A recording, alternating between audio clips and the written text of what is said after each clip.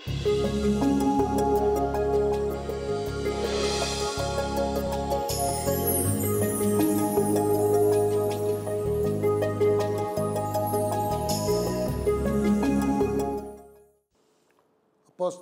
പ്രവർത്തനങ്ങൾ 9-ാം അധ്യായം.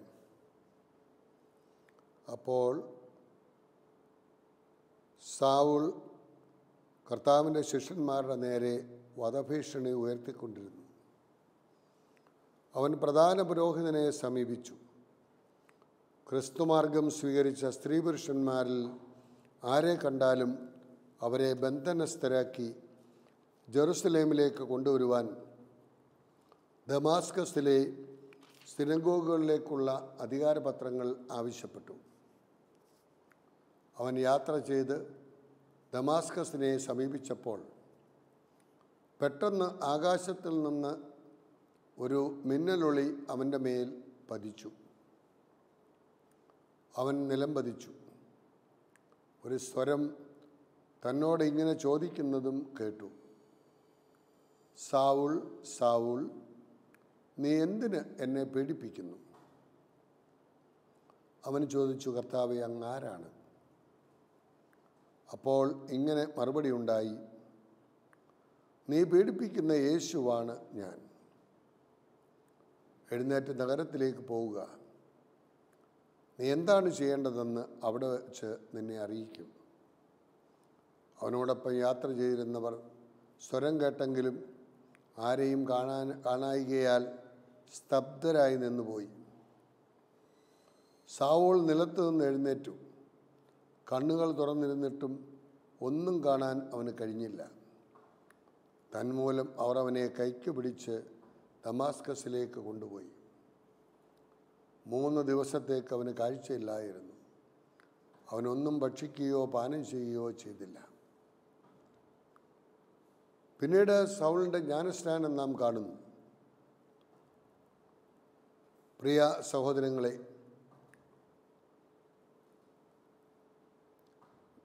വിശുദ്ധ പൗലോസ് മാനസാന്തരപ്പെട്ട് സൗൾ പൗലോസായി മാറുന്ന അനുഭവം. ബെഞ്ചമിൻ ഗോത്രത്തിൽപ്പെട്ട വ്യക്തിയായിരുന്നു അദ്ദേഹം. ഏഷ്യ മൈനറിൽ താർസൂസിലാണ് അദ്ദേഹം ജനിക്കുന്നത്.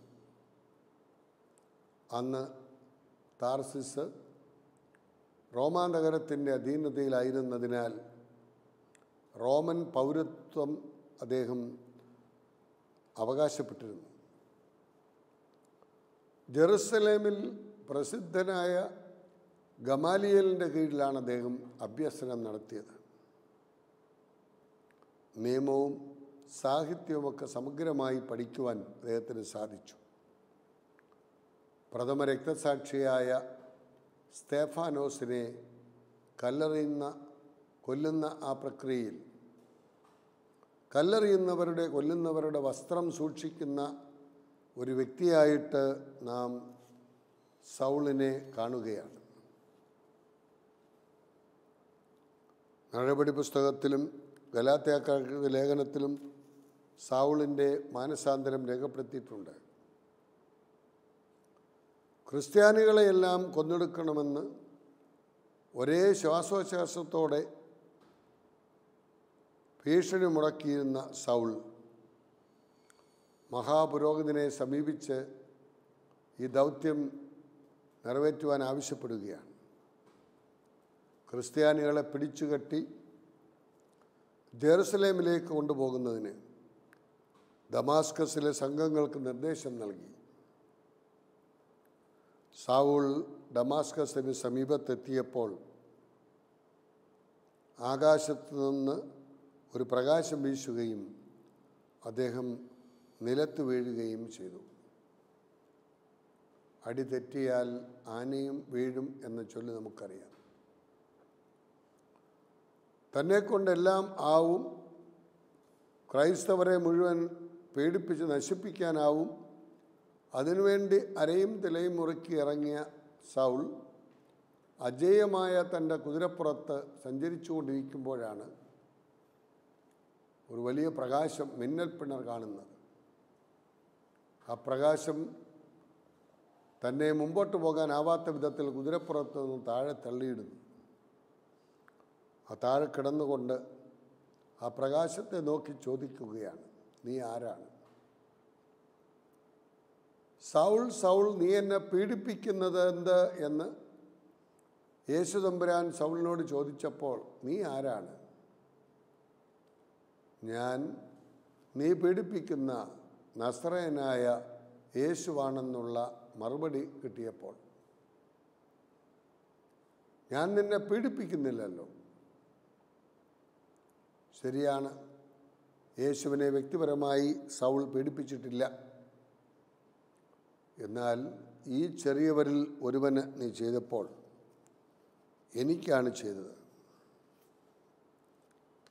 മതമർദ്ദകനായ സൗൾ പൗലോസായി മാറുകയാണ്. തൻ്റെ കണ്ണിൻ്റെ കാഴ്ച നഷ്ടപ്പെട്ട്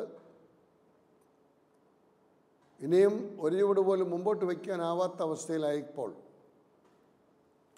എന്ത് ചെയ്യണമെന്ന് കൂടി തമ്പുരാൻ സൗളിനോട് പറയുകയാണ്. നീ അനനിയാസിൻ്റെ അടുത്തേക്ക് പോകുക. അനനിയാസിനെ അറിയില്ല, പക്ഷേ അനനിയാസിൻ്റെ അടുത്തേക്ക് പോവുക എന്ന് പറഞ്ഞപ്പോൾ കണ്ണിൻ്റെ കാഴ്ച നഷ്ടപ്പെട്ട സൗൾ അനനിയാസിനെ അന്വേഷിച്ച് പട്ടണത്തിലേക്ക് പോകുന്നു. അനനിയാസിൻ്റെ അടുത്തെത്തുന്നു. തൻ്റെ കുറവുകളെയൊക്കെ വിവരിക്കുന്നു. നിറവുള്ളവനോട് കൂടുതൽ ആഭിമുഖ്യം പുലർത്തുവാനുള്ള മനോഭാവം കാണിക്കുന്നു. അനനിയാസ് അവൻ്റെ കണ്ണ് തുറന്നു കൊടുക്കുന്നു. ഏതൊന്നിനെ പീഡിപ്പിച്ചുവോ അതിനെ പരിപോഷിപ്പിക്കുവാൻ അരയും തലയും മുറക്കി ഇറങ്ങുന്ന ഒരു പൗലോസിനെ നാം കാണുകയാണ്. പൗലോസ് ഡമാസ്കസിലേക്ക് മടങ്ങുകയും ക്രിസ്തുവിൻ്റെ ദൈവത്വത്തെക്കുറിച്ച് പ്രസംഗിക്കുകയും ചെയ്യുകയാണ്. ക്രൈസ്തവരെ കൊന്നൊടുക്കുവാൻ ഇറങ്ങിപ്പുറപ്പെട്ട സൗൾ പൗലോസായി മാറിക്കൊണ്ട് ക്രിസ്തുവിൻ്റെ ദൈവത്വത്തെക്കുറിച്ച് പ്രസംഗിക്കുന്നു. അങ്ങനെ അദ്ദേഹം യഹൂദരുടെ ഒരു വിദ്വേഷപാത്രമായി മാറുകയാണ്. തന്നിമിത്തം അവിടെ നിന്ന് രക്ഷപ്പെട്ട് ജെറുസലേമിലെത്തി പത്രോസിനെ കാണുന്നു. 15 ദിവസം പൗലോസ് ജെറുസലേമിൽ താമസിക്കുന്നു. തുടർന്ന് താർസൂസിലെത്തി സുവിശേഷം പ്രഘോഷിക്കുന്നതായി നാം കാണുകയാണ്. ക്രിസ്തുവർഷം 45 മുതൽ 57 വരെയാണ് പൗലോസിൻ്റെ 3 പ്രേക്ഷിത യാത്രകൾ നമുക്ക് കാണാൻ കഴിയുന്നത്.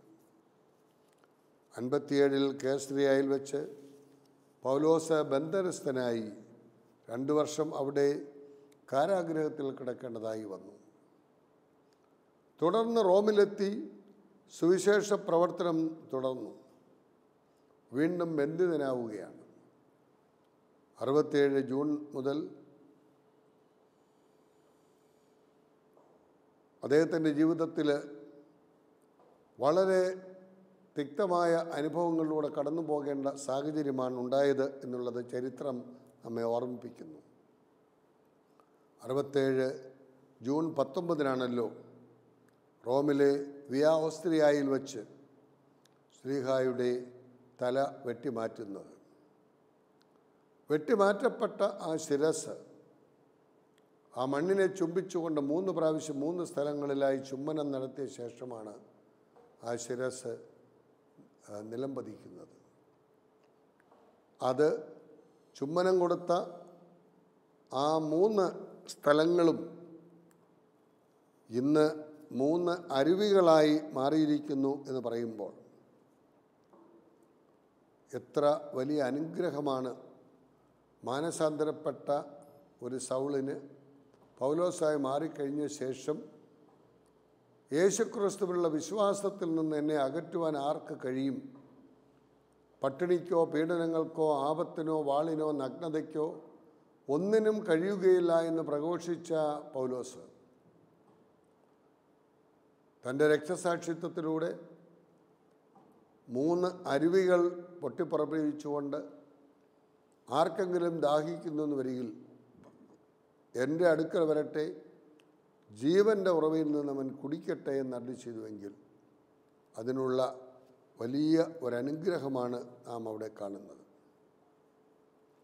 ക്രിസ്തീയ സഭയുടെ ദൈവശാസ്ത്ര അടിത്തറയായ തൻ്റെ ലേഖനങ്ങളിലൂടെ പൗലോസ് എഴുതിയിട്ടുണ്ട്, ഞാൻ ജീവിക്കുന്നു, എന്നാൽ ഞാനല്ല, മിശിഹ എന്നിൽ ജീവിക്കുന്നു എന്ന് ഗലാത്യക്കാർക്ക് എഴുതിയ ലേഖനം 2-ാം അധ്യായം 20-ാം വാക്യത്തിൽ വായിക്കുന്നു. ജീവിക്കുന്നു എന്നാൽ ഞാനല്ല, ക്രിസ്തു എന്നിൽ ജീവിക്കുന്നു. മറ്റൊരു ക്രിസ്തുവായി രൂപാന്തരപ്പെടുക എന്നുള്ളതായിരുന്നു പൗലോസിൻ്റെ ജീവിതത്തിൻ്റെ പ്രത്യേകത. പൗലോസിൻ്റെ ഹൃദയം ക്രിസ്തുവിൻ്റെ ഹൃദയം പോലെ ആയിരുന്നു എന്ന് വിശുദ്ധ സഭാപിതാവായ ക്രിസോസ്റ്റം നമ്മെ ഓർമ്മിപ്പിക്കുകയാണ്. അപ്പോൾ യേശുവിൻ്റെ ഹൃദയവും പത്രോസിൻ്റെ ഹൃദയവും പൗലോസിൻ്റെ ഹൃദയവും ഒക്കെ ഒന്നുപോലെ ചൈതന്യമുള്ളതായിരുന്നു. മോശയുടെ നിയമസംഹിതയും അതിൻ്റെ അടിസ്ഥാനവും യഹൂദ മതപശ്ചാത്തലത്തിൽ ഉള്ള ദൈവദർശനവും മനുഷ്യദർശനവും ഒക്കെ അദ്ദേഹം ഗമാലിയയിൽ നിന്നാണ് പഠിച്ചത്. ഗുരുഭക്തി, തൻ്റെ ഗുരുവിൽ നിന്നും പാഠം പഠിക്കുവാൻ കഴിഞ്ഞ അദ്ദേഹം അത് വളരെ അഭിമാനത്തോടുകൂടി എടുത്തു പറയുമായിരുന്നു. യഹൂദമത ദർശനത്തിൽ നിന്ന് ക്രിസ്തുവിൻ്റെ ഉദാത്തമായ വ്യക്തിത്വത്തിലേക്ക് പൗലോസിൻ്റെ ചിന്തകൾ ഉയരുകയാണ്. അദ്ദേഹം പറയുന്നു, വിസ്തൃതവും സനാതനവും സമ്പന്നവുമായ ദൈവദാർശനികതയ്ക്ക് നേതൃത്വം നൽകുവാൻ പൗലോസിന് കഴിയുന്നുണ്ട്. അപ്പോൾ 3 കാര്യങ്ങളാണ്. വളരെ വിസ്തൃതമായ വാസ്റ്റ്, സനാതനമായ ഇറ്റേണൽ, സമ്പന്നമായ റിച്ച്. ഇങ്ങനെയുള്ള ദാർശനികതയ്ക്ക്, ദൈവികമായ ദർശനത്തിന് സഹായം നൽകുവാൻ അദ്ദേഹത്തിൻ്റെ ലേഖനങ്ങൾ വഴി ഇടയായിട്ടുണ്ട്. നിയമത്തിൻ്റെ അന്തിമ ലക്ഷ്യം യേശുക്രിസ്തുവാണെന്ന് പൗലോസ് പറയുന്നു. റോമാക്കാർക്ക് ലേഖനം 10-ാം അധ്യായത്തിൻ്റെ 4-ാം വാക്യത്തിൽ. മറ്റൊരു കാര്യം അദ്ദേഹം നമ്മെ ഓർമ്മിപ്പിക്കുന്നത്, പാപത്തിന് അധീനമായിരുന്ന മനുഷ്യകുലം ക്രിസ്തുവിലൂടെ ദൈവത്തിന് സ്വീകാര്യമായി തീർന്നുവെന്നും നിയമവും പ്രവാചകന്മാരും സാക്ഷ്യപ്പെടുത്തിയിട്ടുള്ള ദൈവസ്വീകാര്യത നിയമത്തിലൂടെ അല്ലാതെ ക്രിസ്തുവിലൂടെ വെളിപ്പെട്ടിരിക്കുന്നുവെന്നും പൗലോസ് സമർത്ഥിക്കുകയാണ് റോമാക്കാർക്ക് എഴുതിയ ലേഖനം 3-ാം അധ്യായത്തിൻ്റെ 21-ാം വാക്യത്തിൽ. ഉദ്ധിതനായ ക്രിസ്തുവിൻ്റെ ആത്മാവിൻ്റെ അനുസ്യൂതമായ പ്രവർത്തനത്തിലൂടെ ഈ മൂർത്ത പ്രപഞ്ചം മുഴുവനും രൂപാന്തരീകരണത്തിൻ്റെ മേഖലയിലാണ് ഏർപ്പെട്ടിരിക്കുന്നതെന്ന് റോമാക്കാർക്ക് എഴുതിയ ലേഖനം 8-ാം അധ്യായത്തിൻ്റെ 18-ാം വാക്യത്തിലും നമ്മെ അദ്ദേഹം ഓർമ്മിപ്പിക്കുന്നു. യേശു ക്രിസ്തുവിനോട് ഐക്യപ്പെടുവാൻ ജ്ഞാനസ്നാനം സ്വീകരിച്ച നാം എല്ലാവരും അവൻ്റെ മരണത്തോട് ഐക്യപ്പെടാനാണ് ജ്ഞാനസ്നാനം സ്വീകരിച്ചത്. ക്രിസ്തു മരണത്തിൽ നിന്നും ഉയർന്നതുപോലെ നാമും ഒരു പുതിയ ജീവിതം നയിക്കേണ്ടതിനാണ് അവനോടൊത്ത് സംസ്കരിക്കപ്പെട്ടിരിക്കുന്നത് എന്ന് റോമാക്കാർക്ക് എഴുതിയ ലേഖനം 6-ാം അധ്യായത്തിൻ്റെ 3-ഉം 4-ഉം വാക്യങ്ങളിലൂടെ നാം വായിക്കുന്നു. യേശുക്രിസ്തുവിലുള്ള വിശ്വാസം വഴി നിങ്ങളെല്ലാവരും ദൈവപുത്രരാണ്.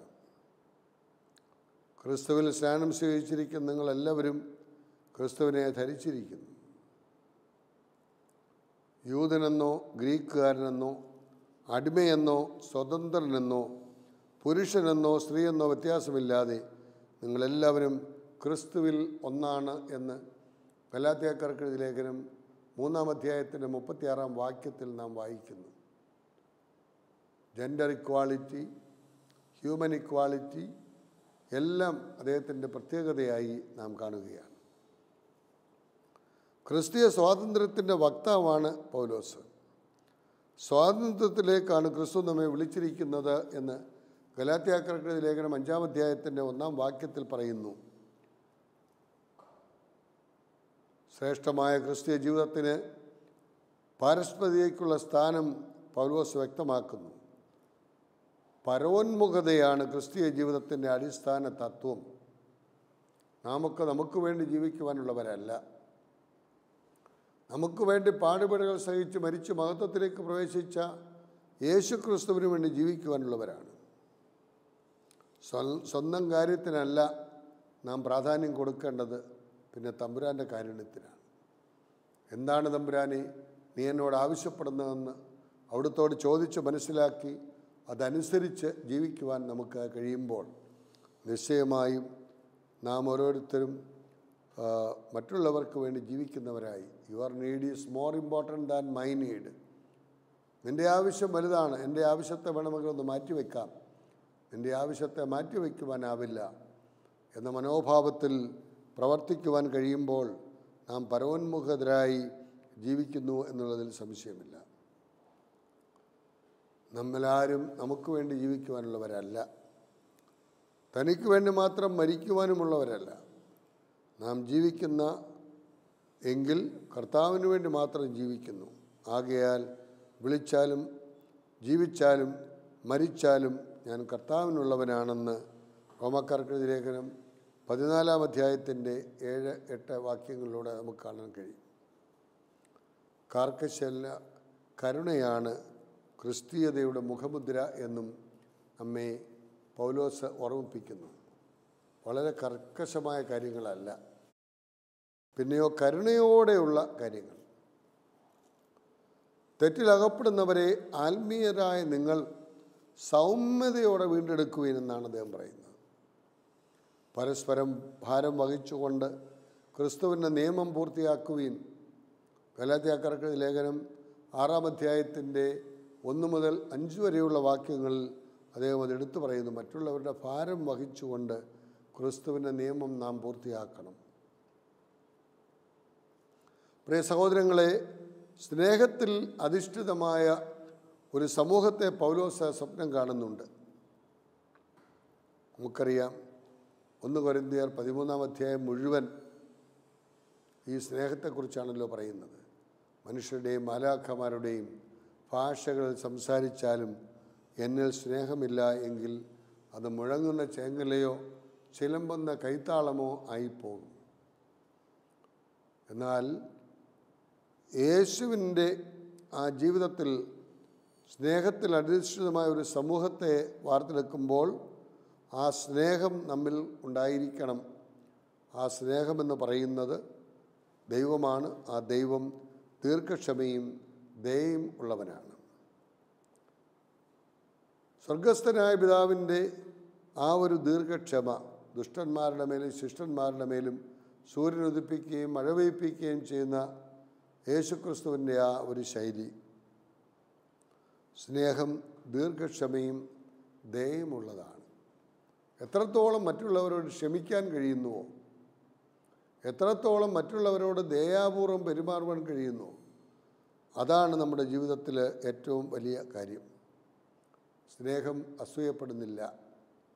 അസൂയയാലാണ് കായൻ തൻ്റെ സഹോദരനായ ഹാബേലിനെ കൊന്നത് എന്നുള്ളത് നമുക്കറിയാം. ആത്മപ്രശംസ ചെയ്യുന്നില്ല, ബോസ്റ്റിംഗ്.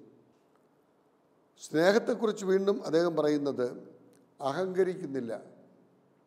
അഹങ്കരിച്ചതായ മാലാഖമാർ പിശാചുക്കളായിട്ട് മാറുന്നു. ഇവിടെ നമുക്ക് അഹങ്കരിക്കാൻ എന്താണുള്ളത്? ദൈവത്തിൽ നിന്ന് ലഭിക്കാത്തതായ എന്തെങ്കിലും നമുക്കുണ്ടോ? ഇല്ല. ഉള്ളതെല്ലാം ദൈവത്തിൻ്റെ ദാനമാണ്. അതുകൊണ്ട് നമുക്ക് അഹങ്കരിക്കുവാൻ ഒന്നുമില്ല. അനുചിതമായി പെരുമാറുന്നില്ല. മറ്റുള്ളവരെ നിങ്ങളെക്കാൾ ശ്രേഷ്ഠരായി കരുതണം. അവർ ജീവിക്കുന്ന ദൈവത്തിൻ്റെ ആലയങ്ങളാണ്. നിങ്ങളെപ്പോലെ ജീവിക്കുവാൻ അവകാശമുള്ളവരാണ്. അവരോട് ഏറെ ഉചിതമായി പെരുമാറണം. അനുചിതമായി നാം പെരുമാറുവാൻ പാടില്ല. അത് സ്വാർത്ഥം അന്വേഷിക്കുന്നില്ല. ഞാൻ വന്നിരിക്കുന്നത് അവർക്ക് ജീവനുണ്ടാകുവാനും അത് സമർത്ഥമായി ഉണ്ടാകുവാനുമാണ് നല്ലത് ചെയ്തവൻ. സ്വന്തം ജീവൻ ബലിയായി അർപ്പിച്ചുകൊണ്ടാണല്ലോ നമ്മെ വീണ്ടെടുത്തത്. ആ വീണ്ടെടുപ്പാണ് യഥാർത്ഥത്തിൽ നാം നിർവഹിക്കേണ്ടത്. അത് സ്വാർത്ഥമായുള്ള ഒരു ചിന്താഗതിയിലൂടെയല്ല, നിസ്വാർത്ഥമായ പ്രവർത്തനങ്ങൾ, because of me you shall leave. ഞാൻ വഴി നീ ജീവിക്കണം. ആ ഉന്നതമായ ഒരു മനോഭാവം, അത് അനീതിയിൽ സന്തോഷിക്കുന്നില്ല, സത്യത്തിൽ ആഹ്ലാദം കൊള്ളുന്നു. അനീതിപരമായ വ്യവസ്ഥിതിയിലൂടെ ഇന്ന് ലോകം നീങ്ങിക്കൊണ്ടിരിക്കുമ്പോൾ സത്യമേവ ജയതേ, സത്യം നിങ്ങളെ സ്വതന്ത്രരാക്കും എന്ന് യോഹന്നാന്റെ സുവിശേഷം 8-ാം അധ്യായം 32-ാം വാക്യം നമ്മെ ഓർമ്മിപ്പിക്കുന്നത് പോലെ നാം സത്യത്തിൽ ആഹ്ലാദം കൊള്ളുവാൻ അവിടെ നമ്മെ ക്ഷണിക്കുകയാണ്. സ്നേഹം സകലതും സഹിക്കുന്നു. നമ്മുടെ കുടുംബങ്ങളിലെ മാതാപിതാക്കൾ, സഹോദരങ്ങൾ, നമ്മുടെ ഗുരുക്കന്മാർ, നമ്മുടെ രാജ്യത്തിന് വേണ്ടി സേവനമനുഷ്ഠിക്കുന്ന ആളുകളൊക്കെ എന്തും സഹിക്കുവാൻ തയ്യാറായിട്ടാണ് പട്ടാളക്കാരൊക്കെ മുമ്പോട്ട് വരുന്നത്. സകലതും വിശ്വസിക്കുന്നു, അംഗീകരിച്ചുകൊണ്ട്, ദൈവത്തെ അംഗീകരിച്ചുകൊണ്ട്, മനുഷ്യരെ അംഗീകരിച്ചുകൊണ്ട്, മനസാക്ഷിയെയും ഈ പ്രപഞ്ചത്തെയും അംഗീകരിച്ചുകൊണ്ട് സമർപ്പിക്കുന്ന ഒരു ജീവിതമാണ് അത് വിശ്വാസം. അത് സകലവും പ്രത്യാശിക്കുന്നു. പല കാരണങ്ങളാൽ നമുക്കൊക്കെ നിരാശയുണ്ട്. എന്നാൽ നിരാശയിൽ പ്രത്യാശ കാത്ത് സൂക്ഷിക്കേണ്ടവനാണ് ഒരു ക്രൈസ്തവൻ. സകലത്തെയും അത് അതിജീവിക്കുന്നു. അങ്ങനെയുള്ള വലിയ ഒരു സന്ദേശവുമായി കടന്നു വരുവാൻ കഴിഞ്ഞ വ്യക്തിത്വമായിരുന്നല്ലോ വിശുദ്ധ പൗലോസിൻ്റേത്. കുരിശിൻ്റെ ഭോഷത്വത്തെക്കുറിച്ചും അദ്ദേഹം വളരെ വാചാലമായിട്ട് നമ്മോട് സംസാരിക്കുന്നുണ്ട്. ഈ ലോകത്തിൻ്റെ വിജ്ഞാനം ദൈവത്തിൻ്റെ ഭോഷത്വമാണ് എന്നുകൂടി നമ്മെ ഓർമ്മിപ്പിക്കുന്നു. പഴയ മനുഷ്യനെ അവൻ്റെ ചെയ്തികളോടുകൂടി നിഷ്കാസനം ചെയ്യും. എല്ലാ സഹനത്തിൻ്റെയും പാരമ്യമെന്ന് പറയുന്ന മരണമാണ് എന്നും ആ മരണം വഴിയാണ് അവിടെ നമുക്ക് വിജയം നേടിത്തന്ന് കാണുമ്പോൾ സ്നേഹം സകലതും സഹിക്കുന്നു. അത് നമ്മെ വീണ്ടെടുക്കുവാൻ, മറ്റുള്ളവരെ വീണ്ടെടുക്കുവാനുള്ള ഒരവസരമായിട്ടാണ് കാണുന്നത്. യഹൂദന്മാർക്ക് ഇടർച്ചയ്ക്കും വിജാതിയർക്ക് ഭോഷത്വമായ ക്രൂശിനെക്കുറിച്ച് വളരെ വാചാലമായിട്ട് 1 കൊരിന്ത്യർ 1-ാം അധ്യായം 21-ാം വാക്യത്തിലൂടെ പൗലോസ് നമ്മെ ഓർമ്മിപ്പിക്കുന്നുണ്ട്. അതുകൊണ്ട് പ്രിയ സഹോദരങ്ങളെ, ആരെങ്കിലും ഈ ലോകത്തിൽ ജ്ഞാനിയാണെന്ന് വിചാരിക്കുന്ന പക്ഷം തന്നെ ഭോഷനാക്കട്ടെ. 1 കൊരിന്ത്യർ 3-ാം അധ്യായം 18-ാം വാക്യത്തിൽ നമ്മെ ഓർമ്മിപ്പിക്കുന്നു. ഈ ലോകത്തിൽ വെച്ച് ഏറ്റവും വലിയ നേട്ടമെന്ന് പറയുന്നത് നാം യേശുവിനെ സ്വന്തമാക്കുന്നു എന്നുള്ളതാണ്. അങ്ങനെ യേശുവിൻ്റെ സ്വന്തമായി മാറുവാൻ, മറ്റെല്ലാത്തിനെയും ഉച്ഛിഷ്ടം പോലെ കരുതുവാൻ പൗലോസ്ലീഹ നമ്മോട് ആവശ്യപ്പെടുമ്പോൾ എത്ര ധന്യമായ ഒരു ജീവിതമാണ്. നമ്മുടെ ജീവിതത്തിൽ ഒരു മാനസാന്തരം സംഭവിക്കണം. എന്തെങ്കിലും വീഴ്ചകളിലൂടെ, ആപത്തുകളിലൂടെ, രോഗത്തിലൂടെ ആണെങ്കിൽ അതിലൂടെ എല്ലാം പ്രവർത്തിക്കുവാൻ തമ്പുരാന് സാധിക്കുന്നു. അങ്ങനെ അത്ഭുതകരമായി അവിടുന്ന് നമ്മെ മാനസാന്തരപ്പെടുത്തി തമ്പുരാൻ്റെ പ്രിയപ്പെട്ട മക്കളാക്കി സൗൾ പൗലോസായി മാറിയതുപോലെ മാനസാന്തരപ്പെട്ട് അവിടുത്തേക്ക് വേണ്ടി ജീവിക്കുവാൻ നമ്മെ ഓരോരുത്തരെയും അവിടുന്ന് പൗലോസിൻ്റെ മാതൃകയിൽ ശക്തിപ്പെടുത്തട്ടെ.